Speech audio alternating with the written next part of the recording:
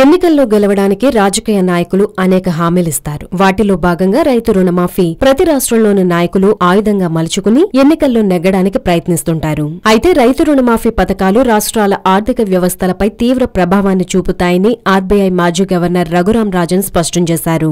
రుణమాఫీల వల్ల రాష్ట్రాల ఆర్థిక వ్యవస్థలు అతలాకుతలం అవుతాయని చెప్పారు. రుణమాఫీల వల్ల పేదలకు కాకుండా రాజకీయ పార్టీలతో సంబంధం ఉన్న వ్యక్తులకే ఎక్కువ లబ్ధి చేకూరే అవకాశముందని కూడా ఆయన అభిప్రాయపడ్డారు. ఇటీవల 5 రాష్ట్రాలకు జరిగిన అసెంబ్లీ ఎన్నికల సందర్భంగా రైతు రుణమాఫీ చేస్తామని కాంగ్రెస్ పార్టీ హామీలు గుప్పించిన సంగతి తెలిసిందే.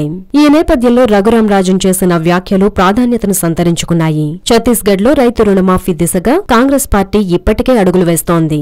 బ్యాంకులు, ఆర్థిక సంస్థల సహకారంతో రైతు రుణమాఫీ చేసేందుకు ప్రయత్నాలు మొదలుపెట్టింది. తన రాజీనామా సందర్భంగా మధ్యప్రదేశ్ మాజీ ముఖ్యమంత్రి శివరాజ్ సింగ్ చౌహాన్ మాట్లాడుతూ కాంగ్రెస్ పార్టీ అధికారంలోకి వచ్చిన 10 రోజుల్లోనే రైతు రుణమాఫీ చేస్తామని చెప్పిందని, రైతులకు ఇచ్చిన హామీని ఆ పార్టీ నిలబెట్టుకుంటుందని ఆశిస్తున్నానని తెలిపారు. రైతు రుణమాఫీ విషయంలో ఇప్పటికే పలు రాష్ట్ర ప్రభుత్వాలు నానాతంటాలు పడుతున్న సంగతి తెలిసిందే.